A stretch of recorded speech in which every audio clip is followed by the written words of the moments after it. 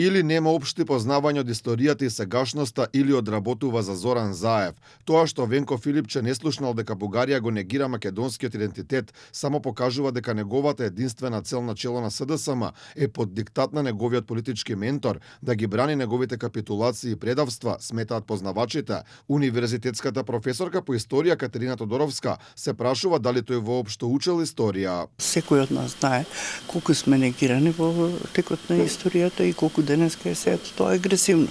Така што јас како историчар знам колку пати или на колку наврати ние сме биле максимално негирани од страна на Бугарија. Меѓутоа, она што е прашањето е дали господинот Филипче прочитал историја. Поранешниот амбасадор Ристо Никовски за Алфа вели дека е несватливо на некого што и најмалку има историски познавања да му е нејасно дека повеќе од 150 години бугарската страна не прифаќа македонци, негираат дека пред 1944 година постоеле македонска нација и јазик и не признаваат речиси ништо од нашата историја.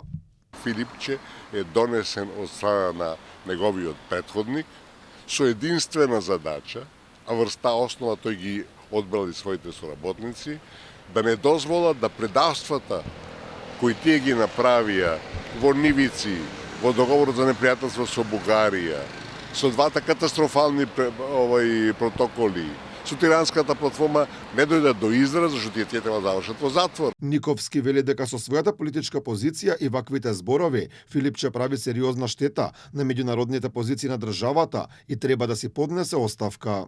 После една ваква изјава, по една ваква безсмислица емитувана во јавноста, разбирате, човекот нема маневарски простор, ако има било какво достоинство, ако уште еден ден да остане на лидерската позиција, туку мора да поднесе и то во име на интересите на државата, не на партијата и лични, да поднесе оставка. Под палката на СДСМ во партнерство со ДУИ, Зоран Заев, а потоа и Димитар Ковачевски прифатија се што Бугарија побара. Прво беше потпишан договорот за добрососедство, потоа го прифатија и францускиот предлог со кој се согласија на уставните измени, како и билатералните протоколи со кои се негира македонскиот идентитет, како и многу други отстапки кон официјална Софија, кои стана услов на европскиот пат на Македонија. Филипче сега вели дека требало да се прифати резолуцијата која ја предлага неговата партија, а која предвидува уставни измени да се направат веднаш.